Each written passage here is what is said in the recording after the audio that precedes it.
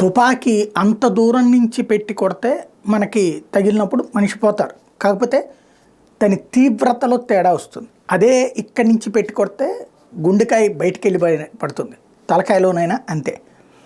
అట్లాగే ఇప్పుడు ఇజ్రాయెల్ని దెబ్బ కొట్టడానికి దూరం నుంచి అటాక్ చేస్తుంటే సాధ్యం కావట్లేదు తీవ్రవాదులకి, హమాస్ తీవ్రవాదులకి. ఎందుకంటే వాళ్ళకి గురి మీదన అంత సబ్జెక్ట్ లేదు, వాళ్ళ మిస్సైల్స్ ఫెయిల్ అవుతున్నాయి, వాళ్ళ కాల్పులు ఫెయిల్ అవుతున్నాయి. అందుకని దగ్గర నుంచి కొట్టడం, ఆర్పీజీ రాకెట్స్ని లేటెస్ట్గా ఎక్కడైతే ఇట్లా ట్యాంకులు నడుస్తూ ఉంటే ఉన్నట్టుండి దగ్గరకు వచ్చేసి రాకెట్ వేసేస్తున్నారు.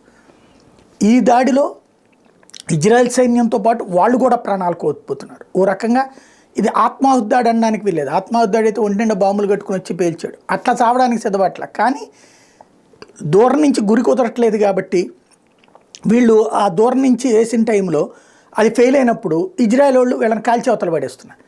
కాబట్టి దగ్గర నుంచి అటాక్ చేసేటటువంటి కొత్త తరహా ఎత్తుగడ ప్రారంభించారు.